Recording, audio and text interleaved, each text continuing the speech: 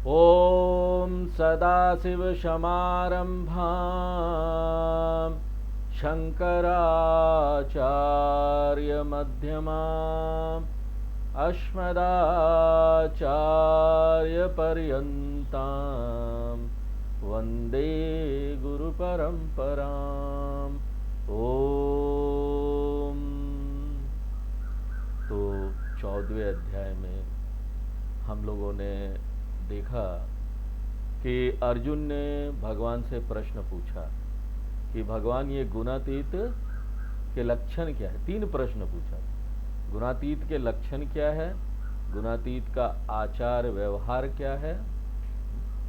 तो इसमें पहला जो था गुणातीत का लक्षण क्या है वो हम लोग पिछले क्लास में देख चुके थे, और गुणातीत का आचार व्यवहार कैसा है वो हम लोग 24 नंबर श्लोक में पिछले क्लास में शुरू कर चुके थे देखना।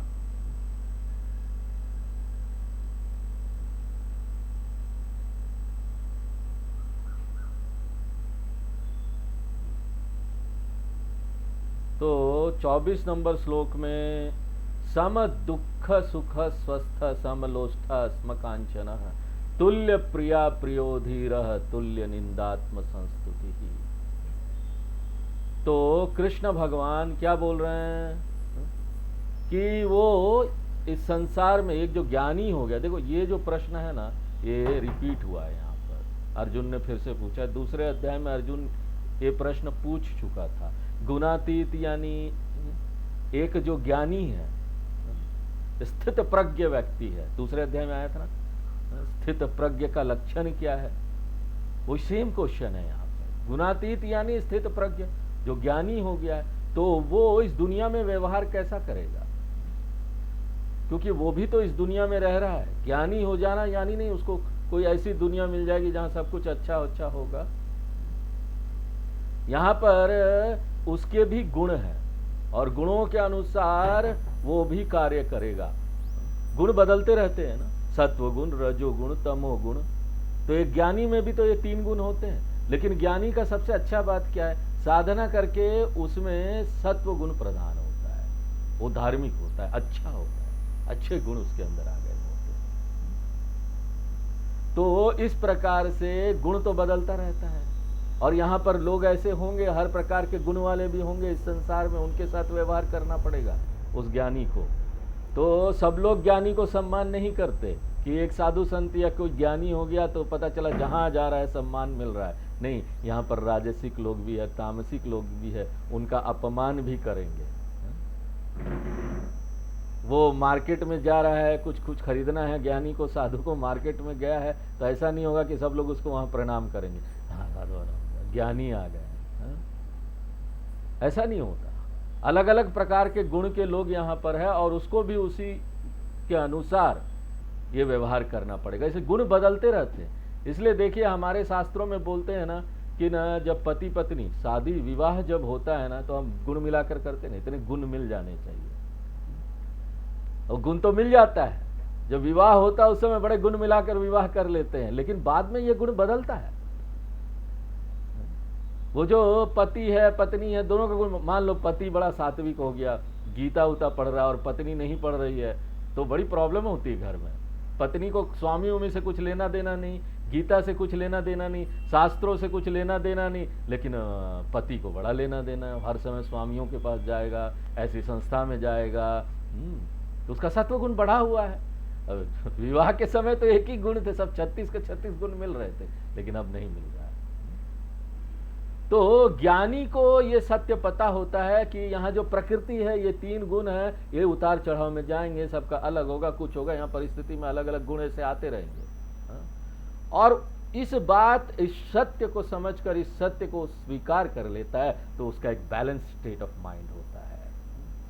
समत्व आचार करता है, उसका आचार व्यवहार कैसा होता है, समत्वम का होता है, शांत रहता है हर परिस्थिति में। और इसलिए कृष्ण भगवान क्या बोलते हैं, धीर। धीर यानी अवस्था, ज्ञानी अवस्था। ज्ञानी कौन है, जो अपने उच्च स्वरूप में हर समय क्या होता है, स्थित है, उच्च स्वरूप में, अपना सत्य स्वरूप में स्थित है। गुणातीत आत्मा उसमें स्थित है, गुणातीत आत्म स्वरूपम में। और क्या मतलब है स्थित है? वो क्या जाकर बैठ जाएगा क्या? स्थित मतलब क्या स्वामी जी आप बोल रहे हैं? आत्मा है, स्थित हो गया तो उसमें जाकर बैठ गया। आत्मा में स्थित हो जाना इसका मतलब है कि इस सत्य को कभी भुलाना नहीं कि न हम गुणातीत हैं। स्थित हो जाना इक्वल टू इस बात को नहीं भुलाना कि मेरी प्रकृति क्या है, सत्य प्रकृति। जैसे एक संगीत का विद्वान होता है, शास्त्रीय संगीत गा रहा है, कोई प्रोग्राम चल रहा है, तो उसके मन के एक कोने में ना उसको याद रहता है कि पीछे तानपुरा श्रुति भी है। ये क्या होता है देखेंगे आप लोग, शास्त्रीय संगीत के जो लोग होते हैं जब शास्त्रीय संगीत करते हैं तो एक डब्बा लेकर रहते हैं, पीछे काला सा डब्बा होता है, वो गाँव आवाज करता रहेगा, वो सुर देता है, वो सभी के पास रहता है। तो क्या होता है कि जब शास्त्रीय संगीत चलता है तो उसको तो गाना भी है या अपना बजाना भी है, साथ में पीछे जो इंस्ट्रूमेंट रखा है ना उसका भी ध्यान रखना है, नहीं तो ना अपश्रुति हो जाएगी, उसका सुर सही नहीं लगेगा। तो एक कॉर्नर ऑफ द माइंड में ही इज अवेयर, वो इस बात के लिए, इस बात के प्रति अवेयर रहता है, वो भूलता नहीं है कि ना यहां पीछे तानपुरा श्रुति है। अगर उसको कोई डाउट होता है, पीछे जाता है, बार बार चेक करता है, मेरा सुर सही तो चल रहा है, उससे मिल तो रहा है। तो जिस प्रकार एक शास्त्रीय संगीतकार जागरूक होता है श्रुति के प्रति, उसी तरह ज्ञानी जो है ना वो भी जागरूक रहता है श्रुति के प्रति। श्रुति यानी वेदों को भी श्रुति बोलते हैं। और श्रुति की शिक्षा क्या है कि मैं ना ये परिवर्तित होने वाला गुण नहीं हूं। यहां पर गुण तो गुण से व्यवहार करेगा ही, ये शरीर भी गुण है, जगत भी गुण है, ये दोनों एक दूसरे के साथ व्यवहार कर रहे हैं। गुणा गुणेषु वर्तन्ते, शरीर भी सगुण है और यहां पर दुनिया भी सगुण है। सगुण शरीर सगुण दुनिया के साथ व्यवहार करेगा, बहुत सारी परिस्थितियां आएगी, मैं उनसे अलग हूं, इस सगुण से अलग हूं, मैं गुणातीत हूं। इस सगुण दुनिया में गुणातीत हूं मैं, क्योंकि ये सगुण शरीर भी मैं नहीं हूं, ये सगुण जगत भी मैं नहीं। और क्योंकि वो इन सब ज्ञान के प्रति जागरूक होता है तो उसको क्या लाभ प्राप्त होता है? सम दुख सुख। वो रेजिस्ट नहीं करता, विरोध नहीं करता, चाहे प्रतिकूल परिस्थिति आए चाहे अनुकूल परिस्थिति आए, सिचुएशन कोई भी हो जीवन में, क्योंकि इस तरह का सिचुएशन जो है वो आएगा जीवन में, उसको रोका नहीं जा सकता। जितना भी ज्ञान हमको हो जाए, हम ना ये परिस्थितियों को नहीं रोक सकते। देश काल प्रारब्ध ये सब चीजें आएगी हमारे पूरे जीवन में। देश यानी अगर आप ऐसे देश में रह रहे हैं जो कि ट्रॉपिकल कंट्री है, यानी कि गर्मी बहुत होती है, वहां लगातार गर्मी रहता है, तो आपको झेलना पड़ेगा ना, पूरा साल ही गर्मी है। इसको बोलते हैं देश आपको प्रभावित कर रहा है, काल आपको प्रभावित कर रहा है, यानी यहां पर ना ऐसी परिस्थिति आएगी जब ना बुढ़ापा आएगा, समय के साथ व्यक्ति बूढ़ा होता है, तो यहां पर जैसे जैसे बूढ़ा होगा समय, ये समय उसको प्रभावित करेगा। और उसके बाद प्रारब्ध, यहां पर अलग अलग प्रकार से फल आएंगे, कर्मों के कारण फल आएंगे, शनि ग्रह राहु ग्रह चलता रहेगा, केतु सब चलता रहेगा, तो प्रारब्ध भी ऊपर नीचे होता रहेगा और वो आपको सुख दुख देता रहेगा। कभी हेल्थ अच्छा है, कभी अच्छा नहीं है, कभी हमारी आर्थिक स्थिति अच्छी है, कभी नहीं है, ये होगा। और जब ऐसी परिस्थिति आती है तो गुना की कैसा रहेगा?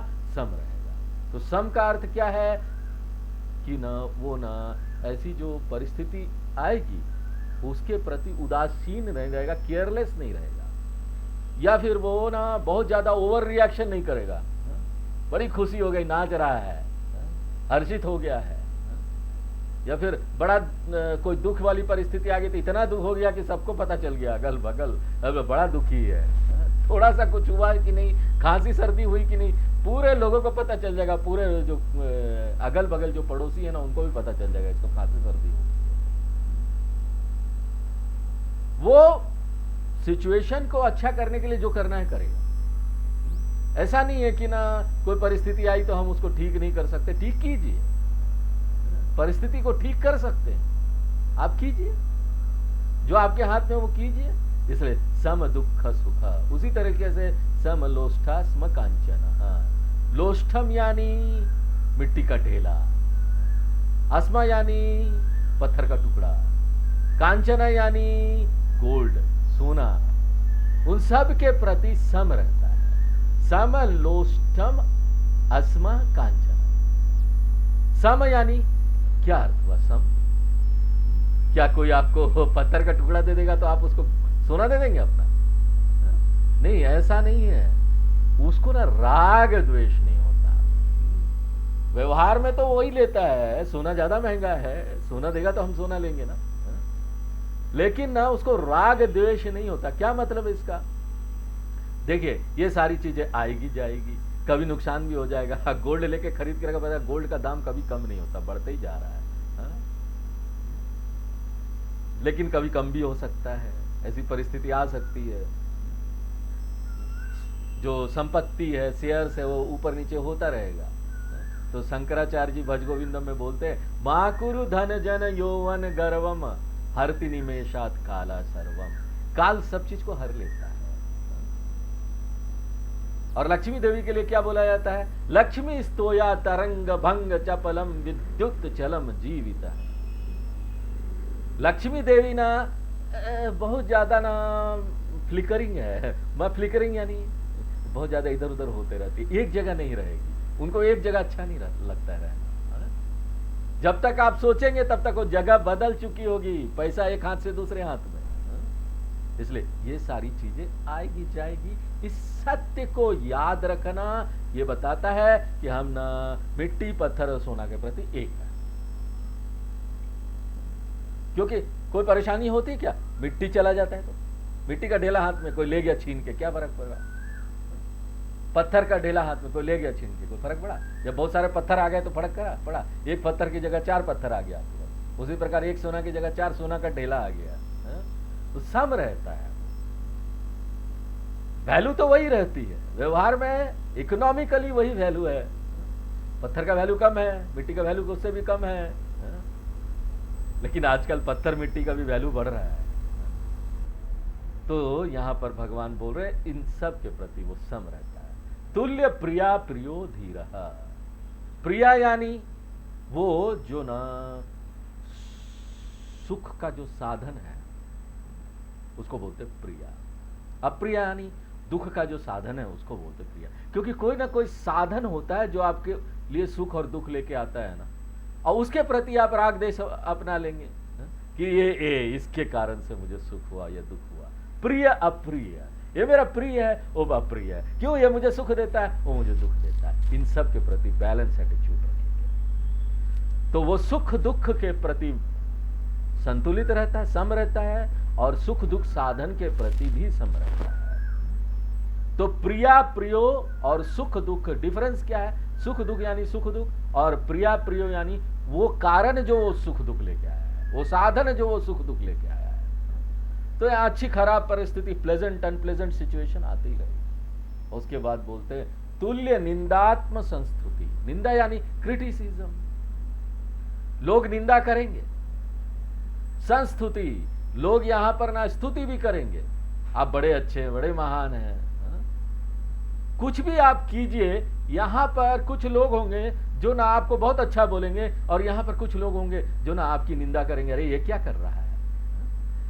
अगर आपको ना 100% अप्रूवल चाहिए सभी लोगों से कि सब लोग मुझे अच्छा बोले ना, तो आप जीवन में कभी कुछ नहीं कर पाएंगे। एक जगह ऐसे खड़ा रहना पड़ेगा, कोई आपको अकला के खाना दे, कुछ नहीं कर, हाथ हिलाएंगे तो आपका निंदा करेगा कोई।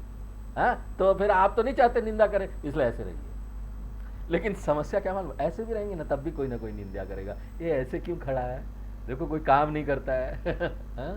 तो क्या करेंगे? निंदा तो होगी होगी, मत बॉदर कीजिए। Approval seeking is an indication of low self image. अगर हम दूसरों से अप्रूवल ढूंढ रहे हैं कि ये ठप्पा लगा दे, मैं ठीक हूं तभी मैं कुछ करूंगा या करूंगी, तो ना हमको ना अपने बारे में ना बड़ी हीन भावना है हमारे मन में अंदर से। हम हमेशा चाहते कोई हमको अच्छा बोल दे तभी हम कुछ करें। तो ज्ञानी क्या करता है पता है? एक गुणातीत क्या करता है? कोई भी कर्म हो, एक्शन लेना हो, वो लेगा, वो उसका देख लेगा कि ये अगर हम करेंगे तो इसका क्या परिणाम होने वाला, अच्छा परिणाम, खराब परिणाम, pros and cons, merit demerit सब देख लेगा। और अगर उसको दूसरों की राय लेनी है, अपने बड़े बुजुर्गों की, तो वो ले लेगा, पूछ लेगा बड़े बुजुर्गों से करना चाहिए कि नहीं करना चाहिए।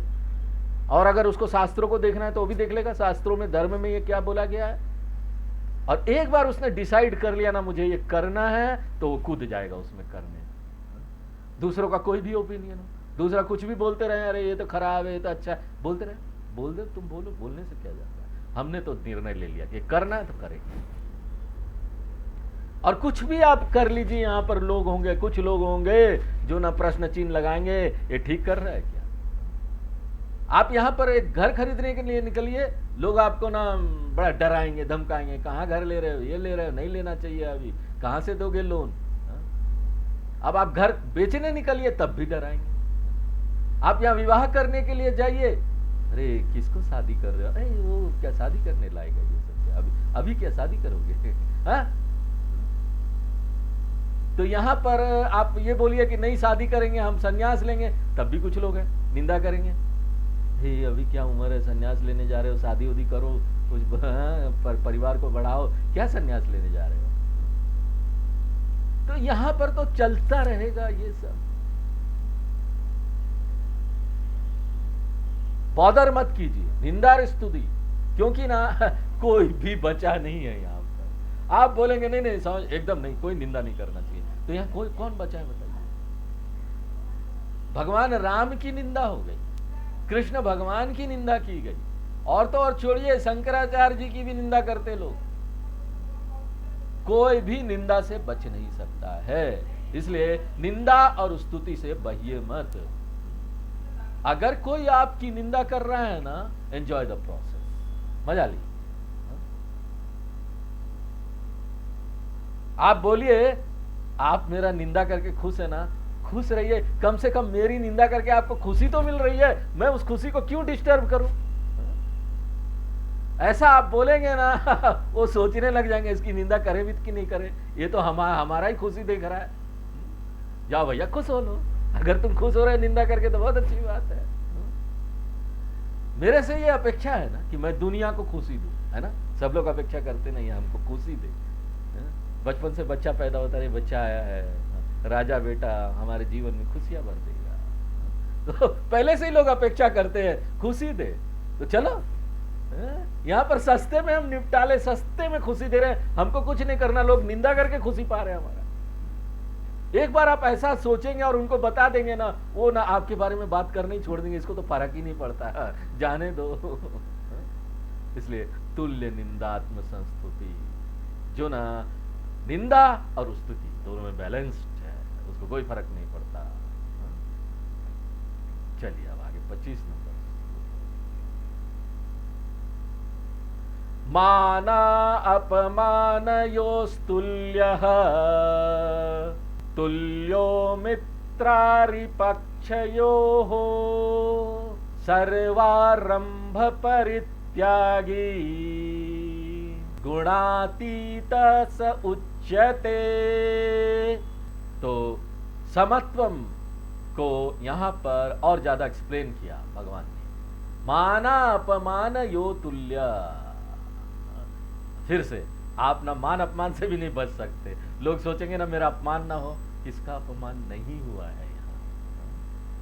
कृष्ण भगवान दुर्योधन को समझाने जाते हैं, अपमानित करके भेज देता है, उन्हीं को मारना चाहता है, भगवान को नहीं छोड़ा। आप कौन होते? हमारे परिवार के सदस्य, हमारे बच्चे, हमारी बेटी, हमारा बेटा, हमारा दामाद, हमारा बहू, संबंधी, ये सारी चीजें हैं यहां पर ना, और मेरा सम्मान नहीं हो रहा है, तो इन सब चीजों में हमको सम रहना है। डिफरेंस क्या है? निंदा स्तुति और मान अपमान में क्या डिफरेंस है? ये सब चीजें भी हमको देखनी चाहिए। थोड़ा सा आगे पीछे जाएंगे, विचार करेंगे, मनन करेंगे, तो ये सब क्वेश्चन आता है। ये क्या मतलब हुआ? निंदा वो ही चीज है, निंदा स्तुति फिर से वही, मान अपमान।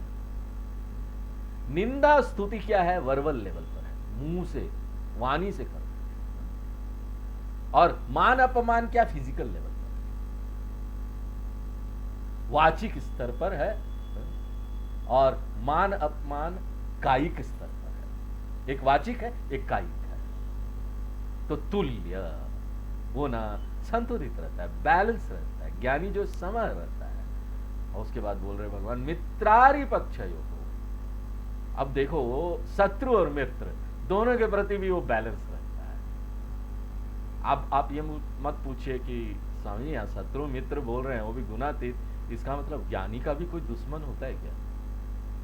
वो तो पूरी दुनिया को अपना समझते हैं स्वामी जी। फिर ये सब क्वेश्चन आता है मन में। ये ज्ञानी का भी कोई शत्रु है? देखिए ज्ञानी का कोई शत्रु नहीं है यहाँ, वो किसी को अपना शत्रु नहीं मानता। लोग उसको मानते तो क्या करेगा? आप लोगों को पकड़ सकते क्या? उसको बदल सकते क्या? उसका हम क्या कर सकते हैं? दूसरों का हम क्या कर सकते हैं? यहां पर हर तरह के लोग हैं।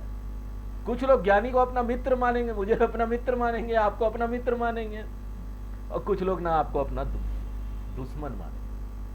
उसका हम कुछ नहीं कर सकते, हम अपनी तरफ से समत्व हम रखेंगे। उसके बाद बोलते सर्वारंभ परित्यागी। आरंभ यानी जितने भी ना बांधने वाले कर्म, बांधने वाले कर्म का परित्यागी, जिसने छोड़ दिया है, त्याग कर दिया है। क्या मतलब है बांधने वाला कर्म?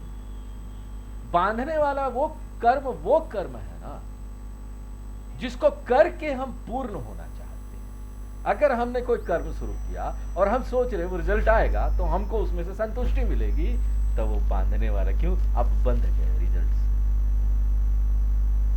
हम पूर्णत्व की अपेक्षा कर रहे हैं एक एक्टिविटी को करके। ये बाइंडिंग एक्टिविटी है ना। क्यों? एक्सपेक्टेशंस है, अपेक्षाएं हैं। नॉन बाइंडिंग एक्टिविटी, नहीं बांधने वाला कर्म कौन सा है? नहीं बांधने वाला कर्म वो है जब ना हम उसको संतुष्टि प्राप्त करने के लिए नहीं करते, पूर्णत्व प्राप्त करने के लिए नहीं करते। इससे क्या होता है? सक्सेस हो या फेलियर हो, वो मेरे पूर्णत्व को छू भी नहीं सकती। मैं तो पूर्ण हूं, चाहे मैं सक्सीड कर जाऊं चाहे फेल कर। आश्रम बनाया नहीं चला, क्या करें? फेल। ज्ञानियों का भी होता है, साधु संतों का भी होता है। स्वीकार कर ली। अगर कुछ कर सकते हो चलाने के लिए तो कर लो, नहीं किया तो क्या करें? तो यहां पर ना बहुत सारी चीजें होगी अनात्मा के स्तर पर, लेकिन मैं क्या हूं? पूर्णमदः पूर्णमिदं पूर्णात् पूर्णमुदच्यते पूर्णमहम् अस्मि। यहां तक कि अगर मैं कोई ऐसा कार्य कर रहा हूं अपने शरीर और मन को ठीक करने के लिए, इंप्रूव करने के लिए, वो भी बाइंडिंग नहीं होना चाहिए, वो भी बांधने वाला नहीं होना चाहिए। हमको यह याद रहना चाहिए कि हम अपने शरीर और मन को ठीक करने का कोशिश तो कर रहे हैं, लेकिन इसका पूर्णत्व से कोई लेना देना नहीं है। आत्मा हमेशा से पूर्ण था। हमारा मन खराब हो गया तो अच्छा करने के लिए कुछ करेंगे, करो, जब तक ध्यान सब कर लो, है ना?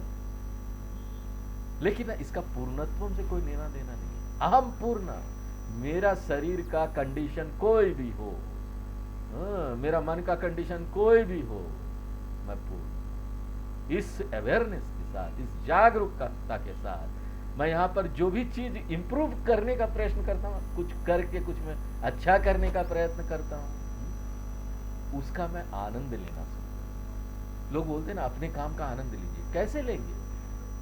ये ज्ञानी हो जाएंगे तब, जब ये बात समझ में आ जाती है, तभी आप अपने काम का पूरा आनंद ले सकते हैं। अभी कोशिश करेंगे कि आनंद लो। जब कर्मयोग स्तर पर होते हैं तो बोलते हैं आनंद लो, अपने कर्म को मस्ती में करो, एंजॉय करो। उस समय हम कोशिश करते हैं, लेकिन एक बार एक ज्ञान हो जाता है ना तो फिर वो कोशिश भी नहीं करनी पड़ती। I enjoy my work. शरीर मन को ठीक कर रहा हूं, वो भी एक काम है, वो भी एंजॉय करो। तो पूरा जीवन शैली एक गेम हो जाता है। It is just a game, my life is a game. मेरा जीवन एक नाटक है। हमने आपको एक उदाहरण बताया था कि ना इंडिया पाकिस्तान का आजकल तो होगा नहीं अब मैच, लेकिन किसी भी कंट्री का इंडिया ऑस्ट्रेलिया का मैच होगा हमारे, 5 मैच सीरीज है, क्रिकेट मैच चल रहा है, हाँ? उसमें से इंडिया 3 मैच जीत गया, तो अब 3 मैच जीत गया तो सीरीज जीत गया ना, 5 का सीरीज है, 3 जीत गया तो सीरीज जीत गया। चौथा और 5वां मैच वो कैसे खेलेगा? जो इंडियन लोग हैं, जो हमारे खिलाड़ी लोग हैं, जीवन मुक्त की तरह, अरे मुक्त है, हाँ कुछ चाहिए नहीं, खेलो मस्ती में, ये जीत तो गए पहले से, वेरी वेल, बहुत अच्छे से खेलेंगे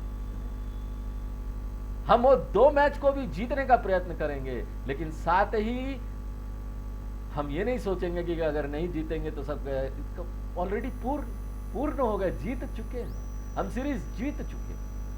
तो कल्पना कीजिए, ऐसे मन की कल्पना कीजिए, ऐसा जो टीम के लोग हैं ना, उनका मन कैसा होगा उसकी कल्पना कीजिए। तो वो तो कुछ समय के लिए होता है ना, जब वो मैच खेलते हैं तब उनका मन ऐसा रहता है, मैच फिर दूसरी बार हार जाते हैं तो फिर खराब हो जाता है, लेकिन ज्ञानी का मन कैसा होता है? पूरा जीवन ही ऐसा रहता है, वो जीवन मुक्त हो गया, जीवन में जो कुछ भी हो रहा है उसके लिए गेम है, it is a game, because he has already won the world, वो दुनिया जीत चुका है, इसलिए अब उसके लिए दुनिया गेम है। सक्सेस और failure is nothing to do with my पूर्णत्वम, तो सर्व आरंभ परित्यागी सगुणातीत उच्यते। इसके साथ ही आचार वाला भाग समाप्त हो गया। 2 मेन चीज थी इसमें, समत्वम और बांधने वाले कर्म से मुक्ति। आचार वाला समाप्त हुआ, अब आगे देखते हैं।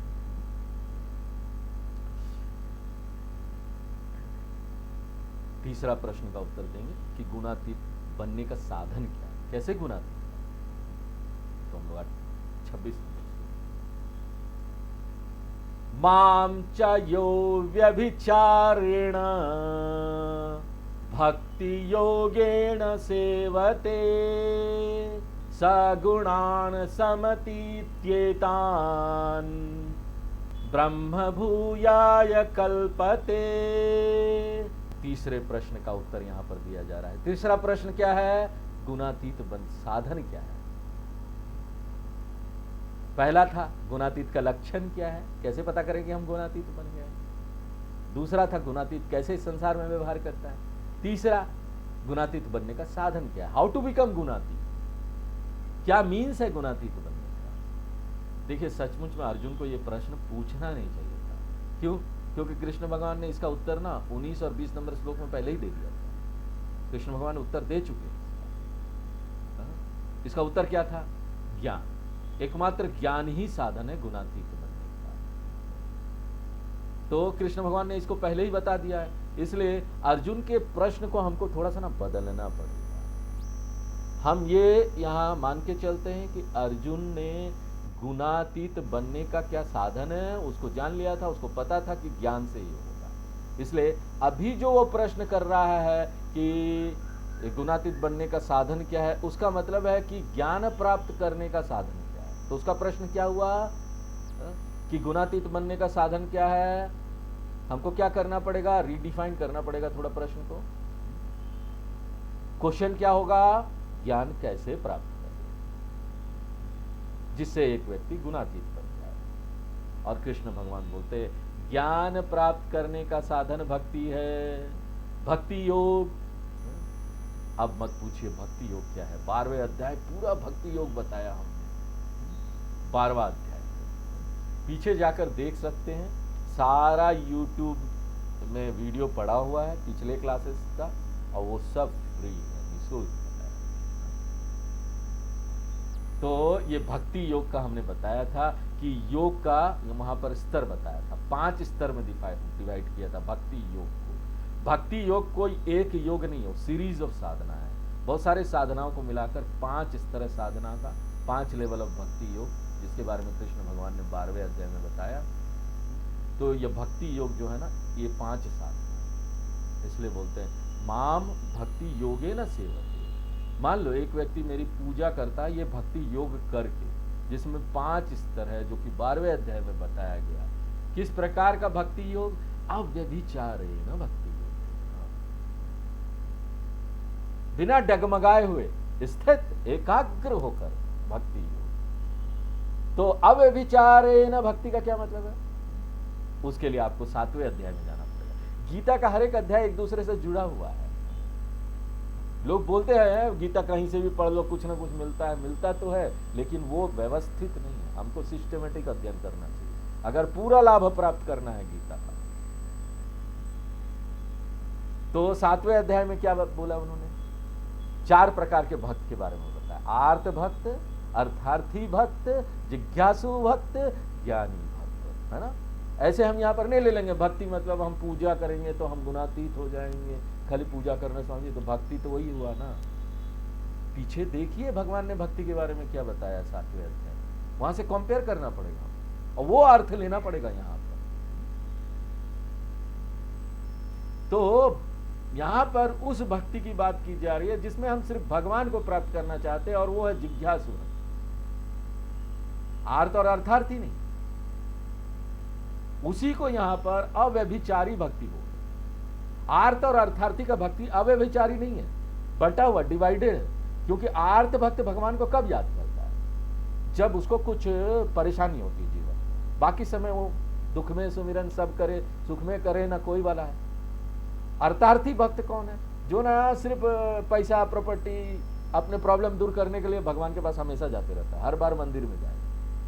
जिज्ञासु भक्त कौन है? भगवान से भगवान को जानना चाहता है। तो अव्यभिचारिणी भक्ति यानी एकाग्र होकर एक ही लक्ष्य है, बहुत सारा लक्ष्य नहीं। वैसे क्या होता है ज्यादातर लोगों का जीवन में बहुत सारा लक्ष्य है ना, हमको दुनिया भी घूम लेना, हमको ये भी प्राप्त कर लेना, हमको आश्रम भी जाना है, हमको कैंप भी कर लेना, 6-7 दिन का वो भी कर लेना। कितने सारे लक्ष्य हैं, मन डिवाइडेड है चारों।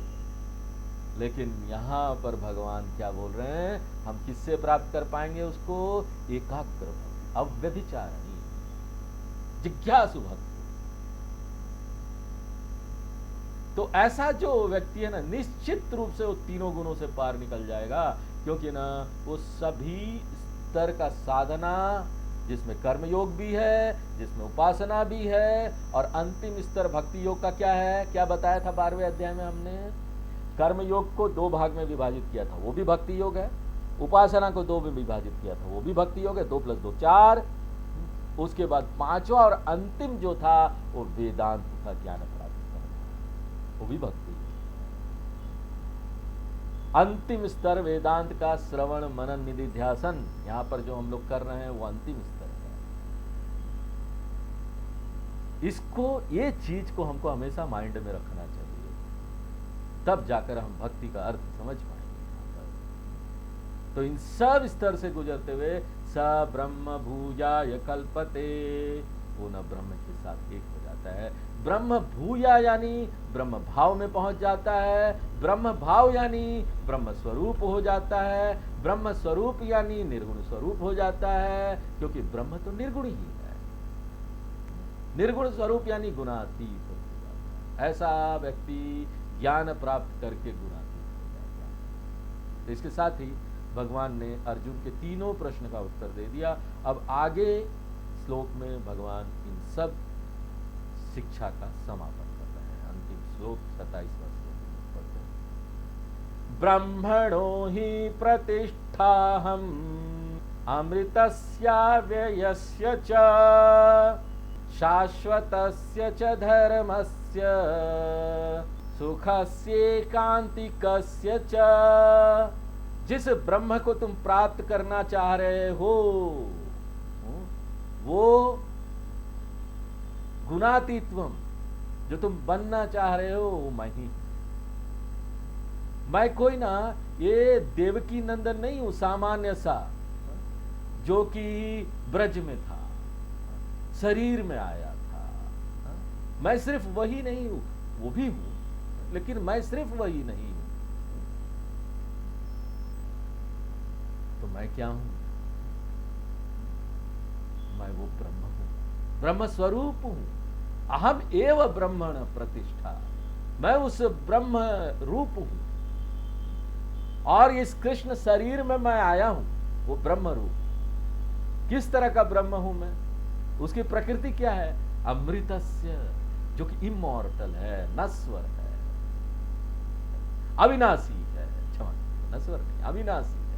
अव्यवस्य, जिसमें कोई व्यय नहीं है, डीके फ्री है, नष्ट नहीं होता है, कोई जरा नहीं है, कोई बुढ़ापा नहीं है, नष्ट नहीं होगा, अपक्षीयते रहित, जो फ्री है डीके से, जरा अवस्था से, बुढ़ापा से, शाश्वतस्य, जो हमेशा चेंजलेस है, बदलता नहीं।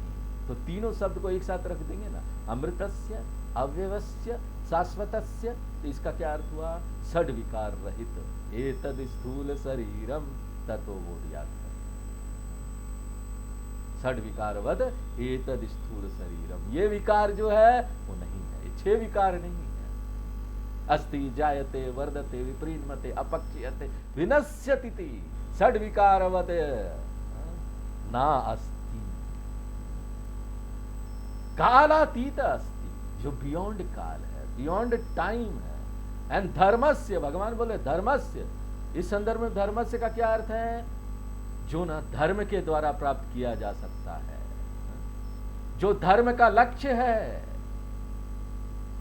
और धर्म का क्या अर्थ हुआ? वैदिक शिक्षा, इसको धर्म बोलेंगे। तो धर्मस्य यानी वैदिक धर्म प्रापस्य, जो कि सारे शास्त्रों का गंतव्य है। सारे शास्त्र वही टीचिंग दे रहे हैं, वही शिक्षा दे रहे हैं, वही साधना बता रहे हैं, ताकि ना हम वहां पहुंच सके। और एकांतिकस्य सुखस्य, यानी वो जो आनंद स्वरूप है। और कैसा आनंद है वो? जिसमें कोई दुख नहीं है। एकांतिकस्य सुखम, यानी खाली सुख है, मिक्स्ड नहीं है ना। आजकल मार्केट में जाइए, हर चीज ना मिलावट वाली मिलती है ना, प्योर कोई चीज तो मिलता नहीं। ये प्योर आनंद है, प्योर सुख है।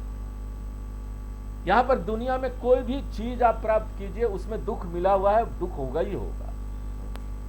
लेकिन ब्रह्म स्वरूप क्या है? प्योर है, शुद्ध है, एकांतिक है, कोई उसमें दुख नहीं है। तो ऐसा जो चेंजलेस, ऐसा जो आनंद स्वरूप ब्रह्म है, वो मैं हूं। और साधना करके तुम यही पहुंच जाओगे, मेरे भीतर आ जाओगे, मैं ही हो जाओगे, मुझसे एक हो जाओगे। तो इसके साथ ही ये पूरा शिक्षा यहाँ भगवान समाप्त करते हैं। और आज यहाँ पर ये हमारा 14वां अध्याय भी समाप्त होता है। तो हम लोग ये समापन वाला जो श्लोक है उसको पढ़ लेते हैं। ओम तत्सद इति श्रीमद्भगवद्गीतासु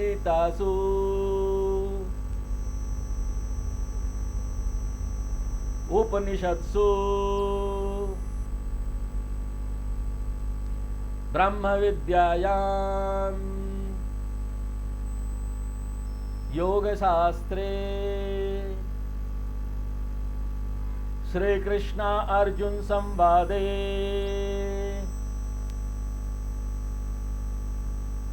गुणत्रय विभाग योगो नाम